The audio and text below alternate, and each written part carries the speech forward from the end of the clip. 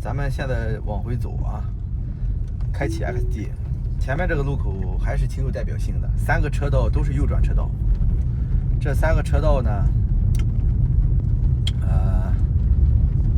看它这个红绿灯，说实话我也不大会看，就是这边一个红绿灯，好像是给人行道的吧。然后呢，人行道那边有那个3个车道有3个右转的灯。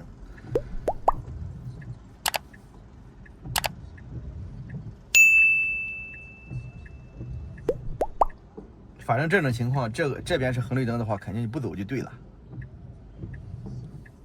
哪怕前面那个车道是绿灯，也不能走。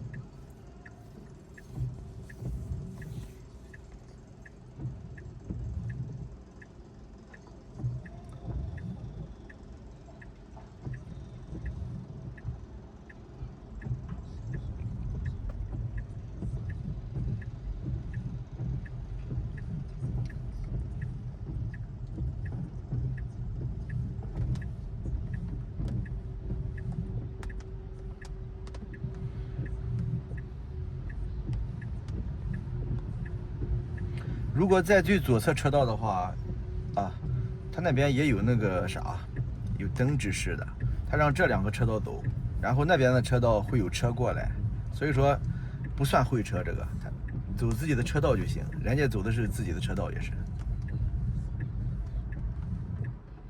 你看他很灵敏，看到那边那个车打着灯，就直接做了一个礼让。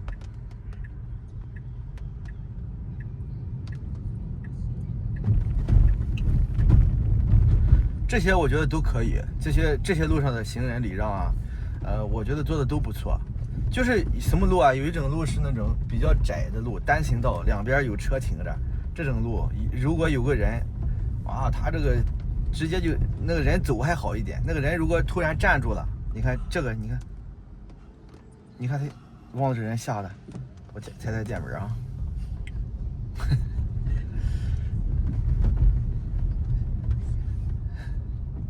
吓抽风了，吓躺了。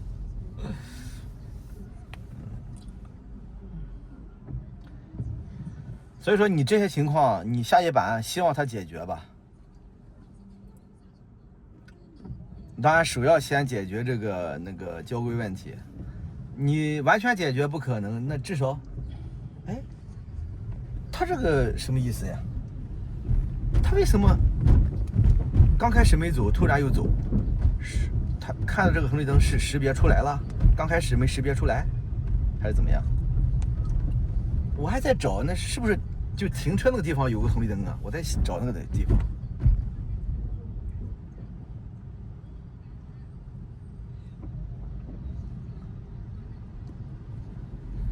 上一次晚上从这儿走，一过来这边有个那个施工的，绕了一下过来，那个挺不错的。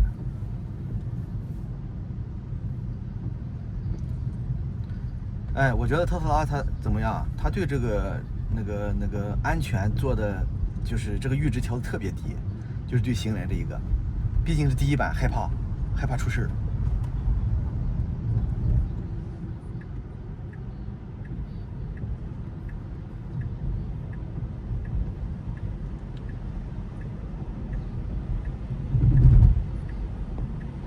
对呀，你提前过来嘛，是不是？万一那边是实线，你过不来了。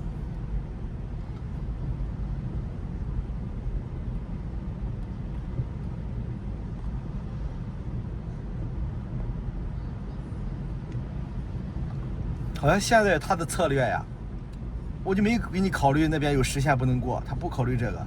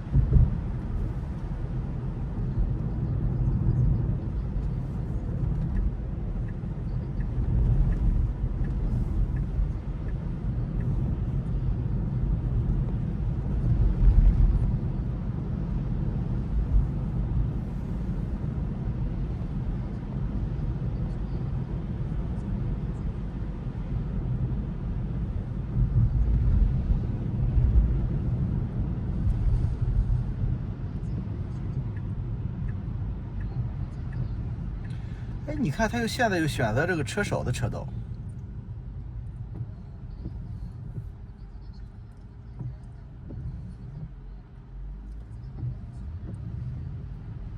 他可能也是看场景，他就看那个后面是不是有车，可能有车道他也不去冒那个险。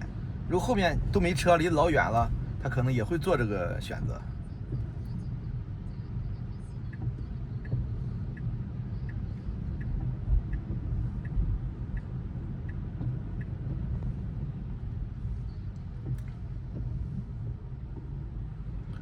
那这个呢做的就挺好的，就感觉他又知道说那个右侧车道是右转的，他不能走，不能直行，又早就过来了。有的时候呢他又不管。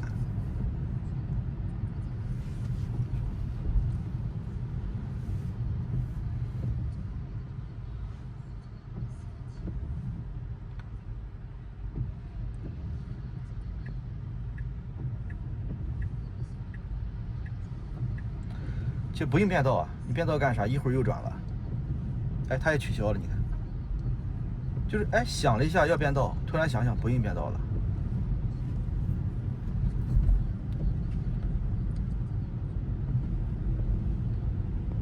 这个对啊，前面拐是对的。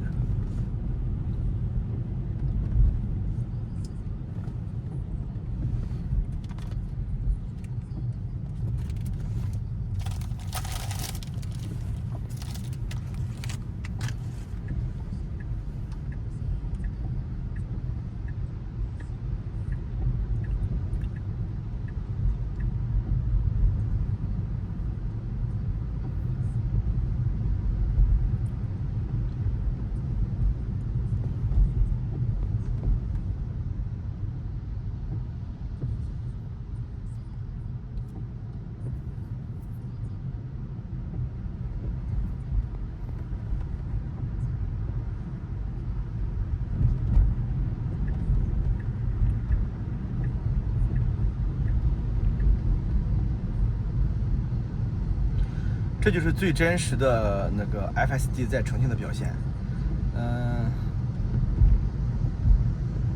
安心，能安心的去使用。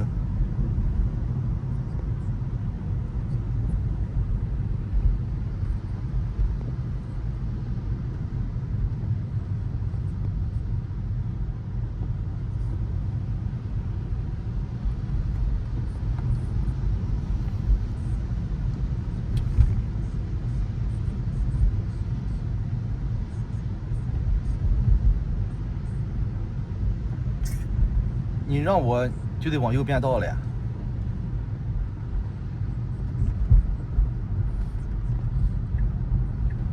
你看他这个变道策略，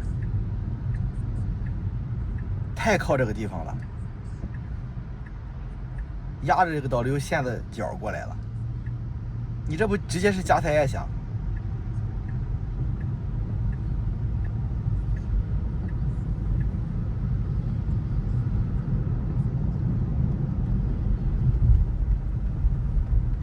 一个城市有没有包容性啊？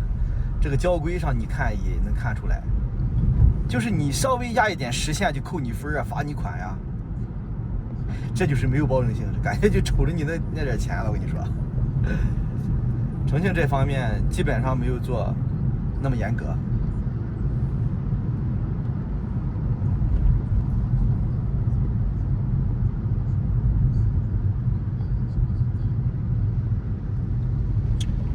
我记得去哪儿去哪个地方来，记不清了。有一个县城被扣了扣了1次分，它是每一个就是咱们比如说那个就是你过红绿灯不就这停止线前面是人行道，然后在前面不就直接是右转左转就是空白的，哎，他那个地方给你画了虚线，就每一个道上都给你画了线。然后呢，你如果拐这个弯的时候压着这个实线的角，或者说你在拐弯的时候没有就按你那个车道那个轨迹去走，也要扣分啊！那个太严格了，那个一般人开车能把人给搞死。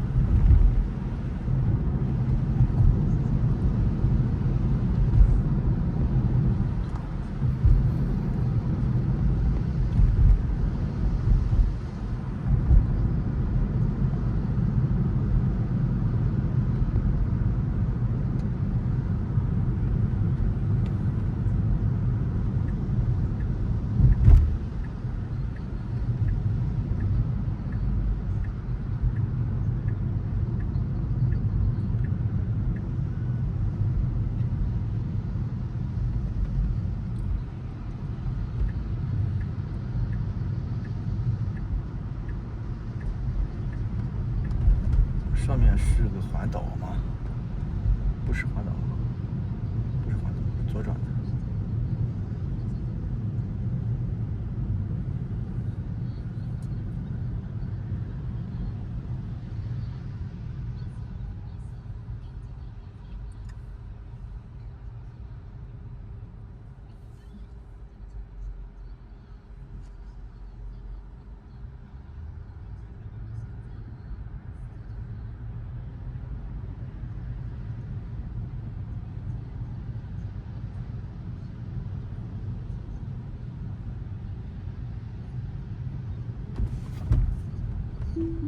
哦，是我看错了，我以为他要那是掉头的位置，我以为他要左转呢，我以为他又看错灯了呢，是我过于对他不信任了，因为我怕他看错灯。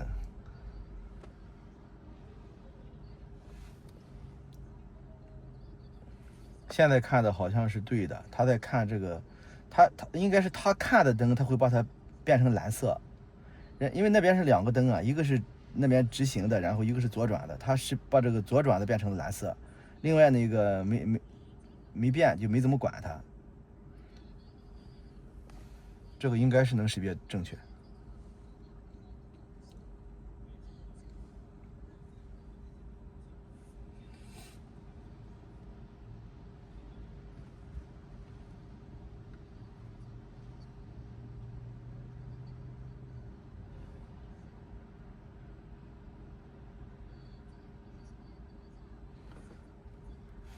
这边还有一个灯，他也看到一个灯。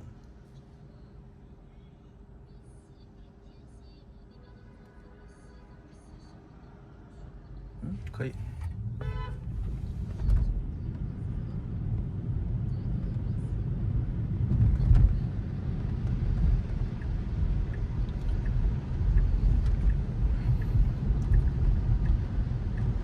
特斯拉的车啊，它是纯视觉嘛，你前后左右都是靠摄像头，它就带来了一个什么好处啊？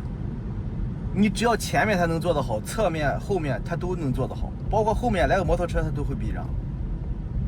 但是如果是激光雷达的，你如果只有一个激光雷达看前面的，那你想吧，它肯定是做不好，因为侧面它用的是摄像头，侧面没有激光雷达，这种情况侧面要别你干它反应都不行，因为它的纯视觉的技术不够好，才加入了激光雷达。那它依赖激光雷达了之后，就会出现这种，它两套方案，说白了是，这种融合是很难做好的。那如果你的摄像头方案做到和特斯拉这样，你加激光雷达干啥呀？多能干啥？有什么用？它以激光雷达为主的话，只能看前面。侧面有激光雷达的，好像只有那个阿维塔吧？阿维塔那是12还是11啊？有侧面有两个，一边一个激光雷达。其他的车基本上吧，大多数的都是前面一个。但开车咱说实话不能光看前面呀，是不是啊？你侧面你不也得看呀？哎，我天，你看他又想变道过去，又想压线，而且这个走的对呀，刚才压线的话就不对呀，压线过去的话就不对。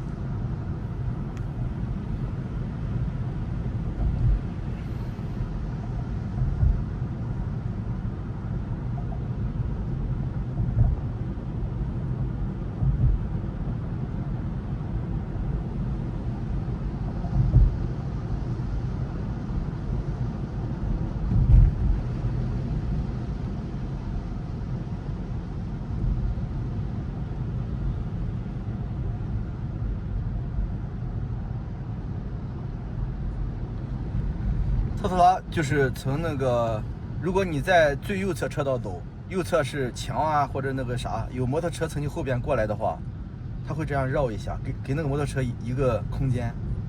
就从这个动作上看出来，它可以避让后面的车，不光摩托车呀。如果有车直接撞过来，它可能如果有那个空隙啊或者有那个啥，它可以给你避让，可以做防止追尾这种避让。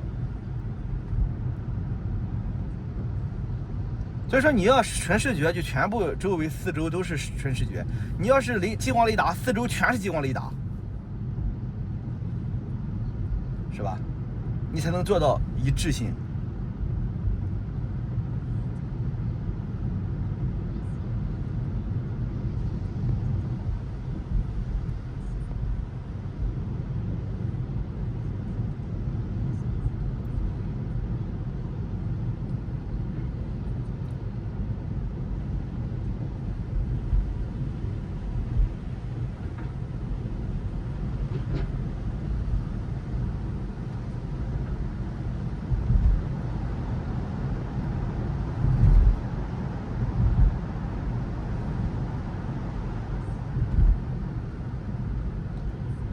哎呀，特斯拉先把压线解决了，红绿灯后面再解决也行。这个压线有的时候，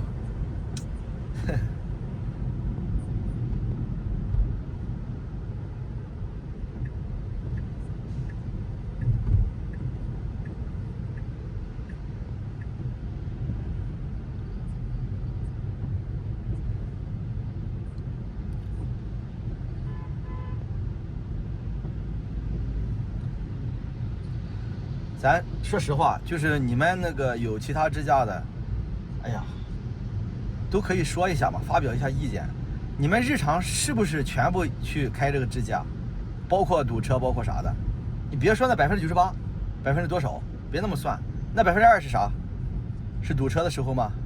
还是有危险的时候呢？那2%的话，你要说100分钟有2分钟是危险的，那吓死人啊！2%是不行的，是吧？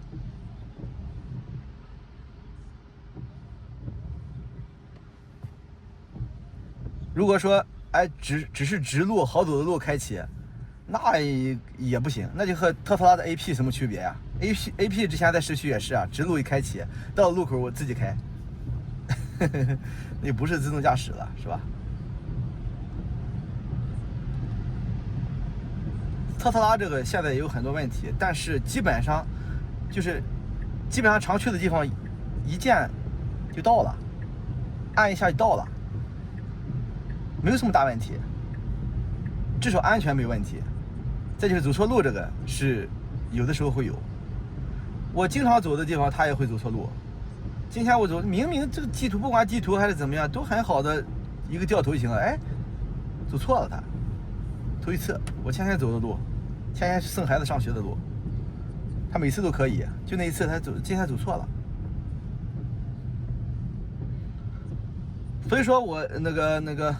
特斯拉在之前那个发布 V12.6 的时候，就是 HW3 的那个版本，然后后面又发了 V13 嘛，然后说 V13 的这个接管里程是V12的，就是那个最后那个版本的6倍，就是你可能这个 V12要接管6次，它才能接管1次。我之前觉得，那你如果走得很好的话，那不就不用接管了吗？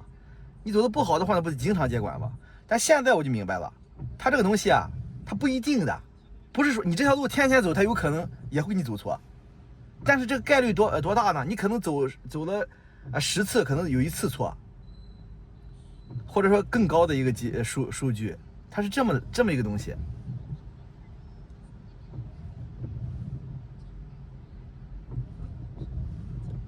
前面是个环岛，看它这个环岛怎么走。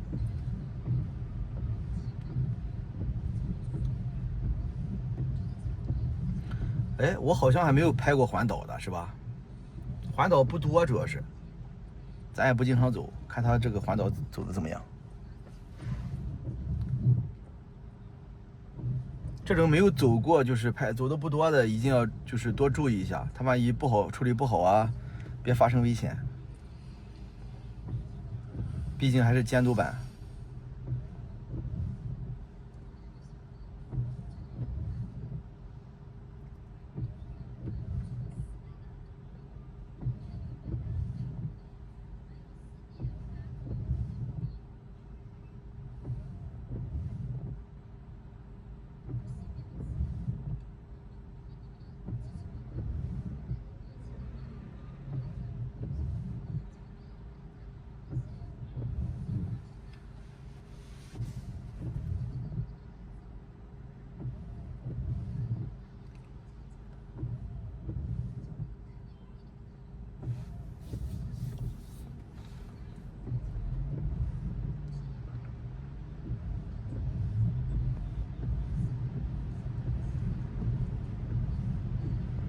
压着黄灯过来了。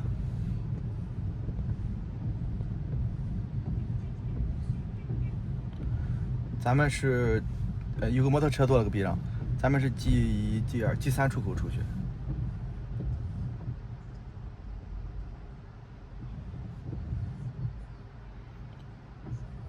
有的时候你说没车吧，测一下它这个环岛的红绿灯。有车吧，你又测不了红绿灯，但是没车呢，你又测不了这个出匝道啊，出这个那个环岛的这些策略。他现在在最内侧车道，拐过来之后就要出去。哎呦，他这个环岛不是个4个出口的环岛。哎呀，你看，它不是个4个出口的环岛，1、2、3、4、5个出口的环岛。你看那边一个出口，那边一个出口，这边一个出口。哦，这个做的好啊，这个做的很好啊。哎，这个做的很好，5个出口的环岛，不是4个的。而且每个就是出环岛的口都有红绿灯。哎，他这直接到了最这边，他是防止那边压线吗？没有必要啊，没有必要在这个道，直接在这个道上走就行。然后这边右转，看看他能不能自己进入车库。这头一次走，一般我都从那边走，就是这个环岛我头一次从这边到这个地方。哎，他不进，那咱们就进吧。他导航是那个位置，那边那个位置，那边那个入口，但是咱们是需要进这里边的，把导航取消吧。